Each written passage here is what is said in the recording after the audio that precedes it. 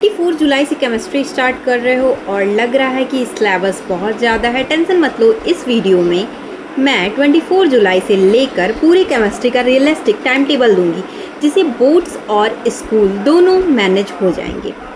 अगर आप 0 से स्टार्ट कर रहे हो तब भी ये प्लान फॉलो कर सकते हो।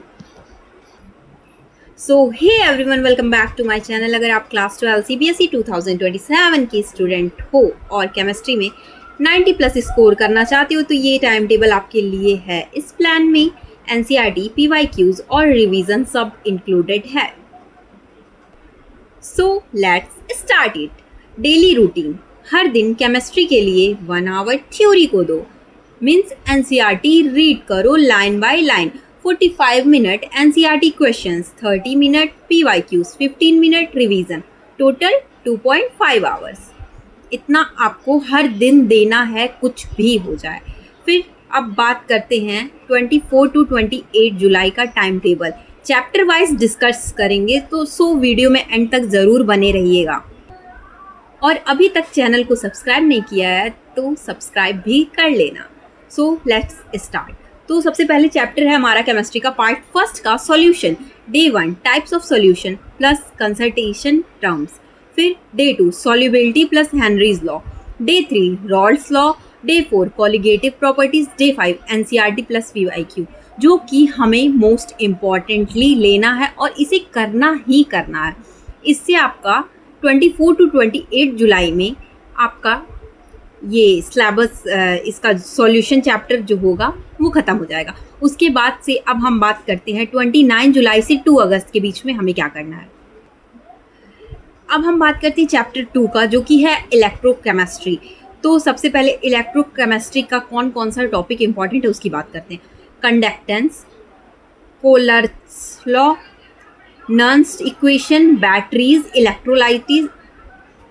इलेक्ट्रोलाइसिस जो है वो वाले टॉपिक्स, और फिर PYQs जो कि मोस्ट इम्पॉर्टेंट है। और इस चैप्टर से बहुत सारे PYQs आए हैं। आप गूगल पे सर्च करोगे आपको मिल जाएगा, और फिर उसे सॉल्व करना मत भूलना। लेकिन स्पेशली पर्टिकुलर जो चैप्टर आपने पढ़ा है उसी का PYQs देखना, वरना सब देखने बैठोगे एक ही बार में बिना सिलेबस कंप्लीट किए तो कुछ भी नहीं समझ में आएगा और लगेगा कितना बर्डन अब पड़ रहा है। अब बात करते हैं 3 अगस्त से लेके 6 अगस्त के बीच में हमें क्या करना है। अब हम बात करते हैं चैप्टर 3 केमिकल काइनेटिक्स जो है उसमें क्या क्या टॉपिक्स पढ़ना है। Rate of reaction, order, half life, PYQ। ये चैप्टर बहुत ही छोटा है, मतलब इतना बड़ा भी नहीं है, बट अभी फर्स्ट सेकंड चैप्टर थोड़ा लेंदी है, but according to that chapter chemical kinetics छोटा चैप्टर है और इजी भी है। तो इसका ये 3 मेन टॉपिक है जहाँ से क्वेश्चन पर्टिकुलरली हर PYQs में तुम्हें मिल जाएंगे। सो PYQs करना मत भूलना, अगेन आई टोल्ड यू। अब 7 to 11 अगस्त के बीच में हमें हेलो अल्किन्स और हेलो अरीन्स वाली चैप्टर उठा लेने। उसके मेन टॉपिक्स को पढ़ना है। सबसे पहले नेमिंग कर लो, प्रिपरेशन, SN1 SN2 जो कि मोस्ट इम्पॉर्टेंट है। फिर उसके बाद से इम्पॉर्टेंट रिएक्शंस। एक काम करो, एक पेज लो, उस पर रिएक्शन लिख लो। हर पर्टिकुलर चैप्टर का उसका हेडिंग डाल के रिएक्शन तुम लिख लो। एक पेज पे बना लोगे तो फिर तुम्हारे लिए एग्ज़ाम टाइम महाशस्त्र हो जाएगा वो तुम्हारे लिए। फिर उसके बाद से हेलो अल्किन्स, हेलो अरीन्स में इंपॉर्टेंट रिएक्शन लिखने के बाद PYQs करना मत भूलना। अब बात करते हैं 12 to 16 अगस्त हमें क्या करना है। Alcohol, phenol and ether chapter उठाना है।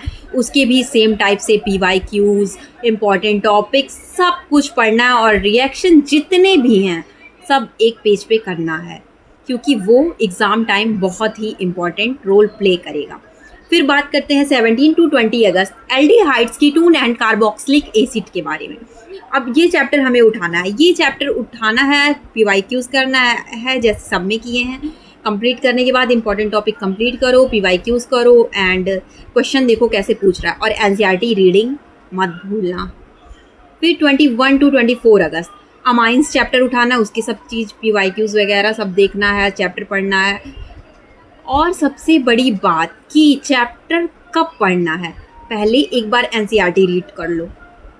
ऐसे ही एक बार एक नज़र से देख लो, फिर उसके बाद से चैप्टर पढ़ो। चैप्टर पढ़ने के बाद फिर तुम एनसीईआरटी देखो, फिर तुम्हें सब कुछ समझ में आने लगेगा। अब बात करते हैं 25 to 27 अगस्त क्या करना है। बायोमोलिक्यूल्स चैप्टर, उसे उठाना है। फिर उसके भी, वो बहुत छोटा चैप्टर है, उतना भी बड़ा नहीं है, उसको उठाओ, उसके सारे PYQs टॉपिक्स कंप्लीट करो। फिर 28 to 29 अगस्त क्या करना है। Polymers plus chemistry in everyday life, जो भी है टॉपिक उसको पढ़ना है, पूरा डिटेल में पढ़ डालो, PYQs देखो। फिर बात करते हैं 30 अगस्त टू 5 सितंबर। अब तुम्हारे चैप्टर्स कंप्लीट हो गए हैं, तो इन बीच तुम कंप्लीट रिवीजन करोगे, क्योंकि विदाउट रिवीजन एग्जाम टाइम कुछ भी नहीं होने वाला। कंप्लीट रिवीजन, पहले रिवाइज करो। अब कॉन्फिडेंस जब बूस्टअप हो जाए तो PYQs देखो कहाँ क्वेश्चन फंस रहे हैं उसको देखो। फिर सैम्पल पेपर सॉल्व करो। सैम्पल पेपर सॉल्व करने से तुम्हें कई क्वेश्चन एकदम डायरेक्टली वैसे ही बोर्ड एग्जाम में मिल जाते हैं, बहुत ही फ़ायदा होता है। अब कुछ मेरे important tips low. NCERT line by line पढ़ो, जो कि तुम्हें बिल्कुल नहीं भूलना। हर चैप्टर के बाद PYQ सॉल्व करना मस्ट इम्पॉर्टेंट है। उसके बाद से ऑर्गेनिक में रिएक्शन की शॉर्ट नोट्स बनाओ। अगर शॉर्ट नोट्स बना लिए तो ऑर्गेनिक तुम्हारा बहुत ही अच्छा हो जाएगा, और आगे भी अगर तुम केमिस्ट्री में अपना फ्यूचर सोच रहे हो तो उसमें बहुत ही हेल्प करेगा। उसके बाद से बात करते हैं 4th पॉइंट जो हमारा है, फिजिकल केमिस्ट्री के फॉर्मूलेज डेली रिवाइज करो, वरना सब भूल जाएगा। बहुत टॉपिक्स हैं, अगर तुमने रिवाइज करना छोड़ दिया तो तुम कुछ भी नहीं कर सकते एग्जाम टाइम पे, एक साथ बर्डन पड़ने लगेगा। अगर आप इस टाइम टेबल को ऑनेस्टली फॉलो करते हो तो सितंबर तक पूरी केमिस्ट्री कंप्लीट हो जाएगी और बोर्ड्स के लिए सिर्फ रिवीजन बचेगा। वीडियो अच्छी लगी हो तो लाइक करो, चैनल को सब्सक्राइब करो और कमेंट में लिखो 24 जुलाई चैलेंज एक्सेप्टेड। मिलते हैं नेक्स्ट वीडियो में। Take care, tata, bye bye.